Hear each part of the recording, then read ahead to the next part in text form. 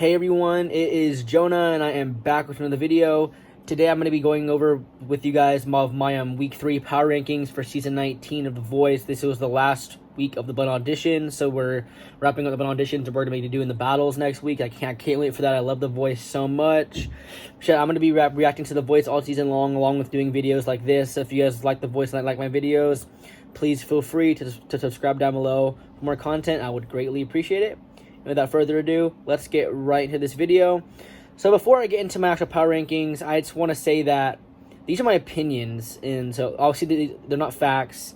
And the way I do this is I look into the voting trends of past seasons, look into the history of past shows, and how I feel like their type of artistry will if they will do well on this show this season, along with maybe looking to see, it's having gut feelings maybe, and sometimes it's literally just watching the performances and seeing how much of their voice that they showed, and if I feel like they have more to give than what they showed with this performance. So yeah, so there was 9 people who auditioned on the show this week. So you had 3 coaches that had 3 people that had 2 people left to get on their team. Then you had John with 3. So there was 9 people left. 6 plus 3 is 9, obviously.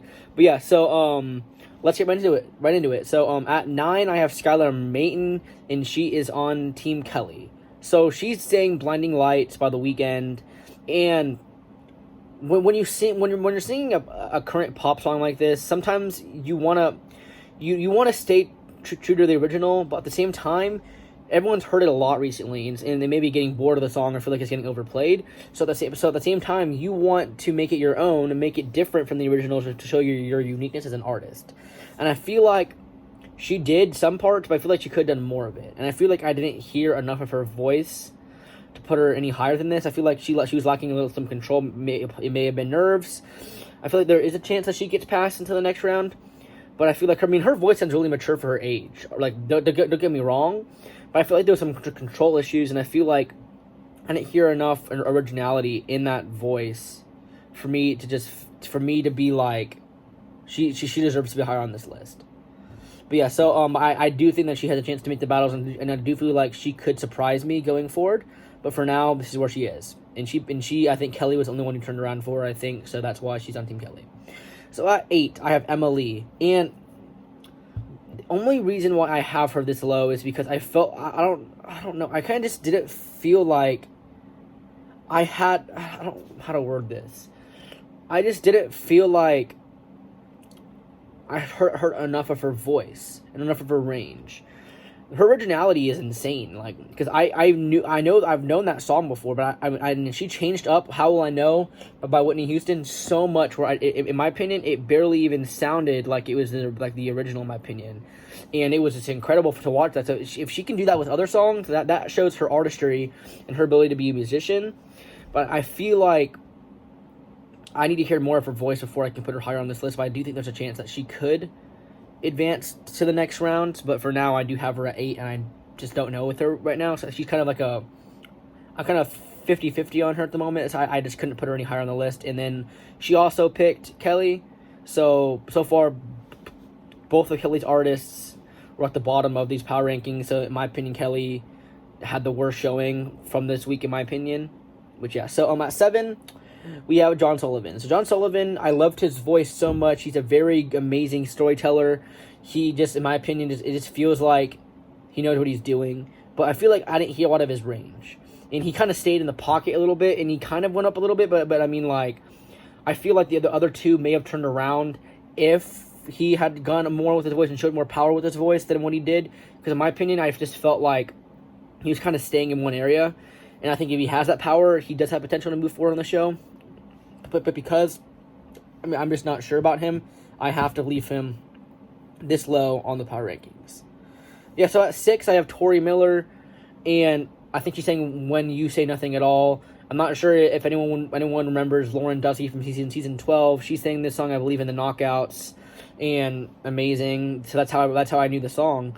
But I think Tori did a great job of just kind of, I don't know, making you I was really drawn into her performance.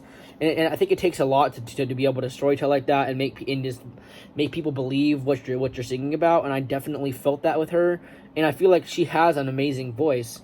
I just feel like it's kind of the same way with John, that they both kind of stayed in like a similar soft pocket area. So I think it would be very interesting to see if they go higher and go farther, just to see if they have that in their arsenal. And if they do, I feel like Tori could definitely make it farther onto the show than where I have her at right now. But for now, I do think that she does have a chance to move on to the knockouts. But I think that she could surprise me with how much power she has. I feel like if she gets paired up with somebody who's more powerful, they can end up overpowering her voice, which may make her go home, sadly. But I can't wait to see her in the battles, and hopefully I'm wrong. And then she's on Team Gwen. So, at 5, I have Lane Roy. I was actually a huge fan of Lane's voice. And I loved the desperation he had in his voice. It was just amazing. His tone is phenomenal. I love the emotion that he sang with.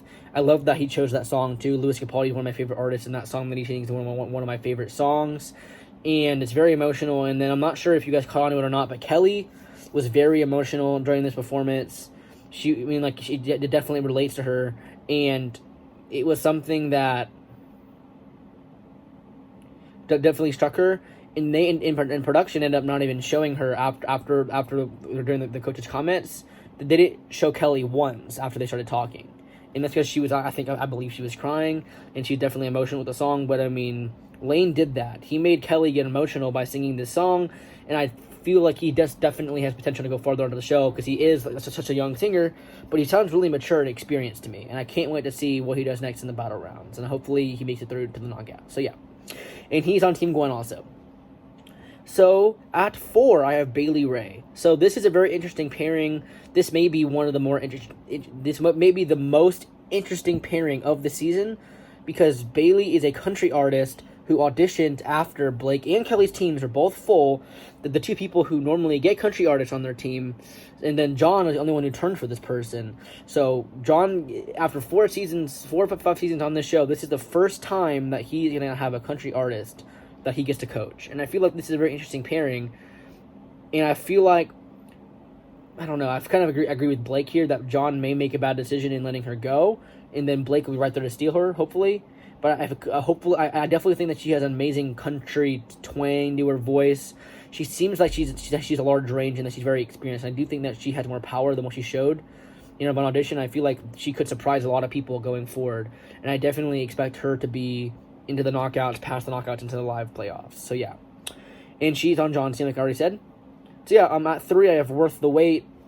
So this is an amazing trio. They are only the second ever trio to be on the show. The Bundys were the first one, and I'm surprised Kelly didn't use that in her pitch because I was watching, like, Kelly, you're the only one who has experience coaching a trio on this show. Use that to your advantage.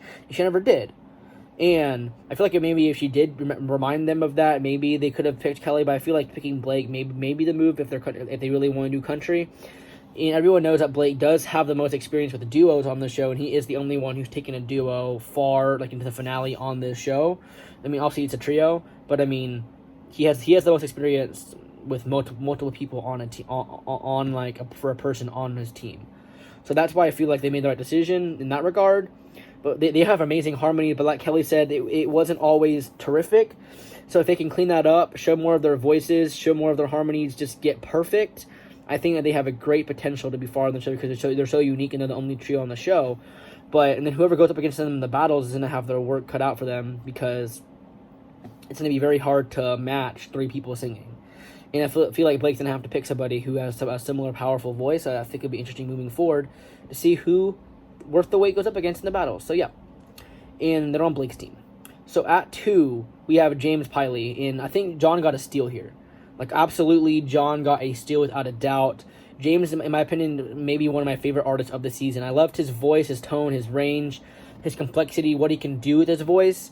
And then he has such amazing stage presence. For him, I believe he said he's only ever sung like 3 gigs. He looked like he knew what he was doing. He knew he was working the stage. He was dancing all over the place. And I feel like John didn't even say that to the rest of the coaches after the end of the performance, that he was dancing around. I feel like they may be surprised of how much stage presence this dude has in the battles when he just works the stage with his dance moves. And just I think he's going to, and I feel like there's a very good chance we see him in the knockouts, into the live shows, because I think he's an amazing talent. I think it'd be very interesting to see how far he gets on this show, and I can't wait to hear what he does next. So yeah, he's on John's team, and he was the last person for the Bun audition, so John was the only one with a spot left on his team for him. So I'm really glad that John turned for this guy, because I mean, amazing, and good job for John by waiting for him, because if John didn't wait, maybe he wouldn't be on the show this season, which would be a really bad thing for the show. So yeah. So that one, we have Julia Cooper. I think without a doubt, she is the most unique, versatile singer, just rangiest, just stuff that she can do with her voice on this week. She was just doing everything on this song, and she was playing around with notes, going back and forth between her head voice, her chest voice, and I mean, it was just her note, kind of like nasal, completely to voice also, and she was doing everything. She was working the stage pretty well, and I feel like she is going to go far on this show. She, in my opinion, has an amazing voice. She's so unique. I believe she's pretty young, too. And I feel like that's also surprising based on how mature her voice is. And I can't wait to see what she does next on the show. I believe that she will go far on this show because of that amazing voice that she has. And I can't wait to see what she does next in the battle. So, yeah, thank you guys for watching this part of the video. Now, so I just want to let you guys know what's going to be coming up next. So I'm going to do my best to probably get out a couple more videos tomorrow at some point before the first episode of the battles. Because what I want to do is I want to have a video for each team. So like Team Blake, Team John, Team Gwen, and Team Kelly. So 4 videos, 1 video for each coach. And then I want to make power rankings for each team. And then after the power rankings, in the same video, I want to give my predictions of possible battle pairings and how I feel like and why and who I feel like could be moving on into the knockouts and who I feel like has potential to get stolen if I'm right about the battle pairing. So yeah, look forward to that tomorrow, guys. Thank you guys for watching this video. I really appreciate it, and I'll be back with more videos later. Thank you guys.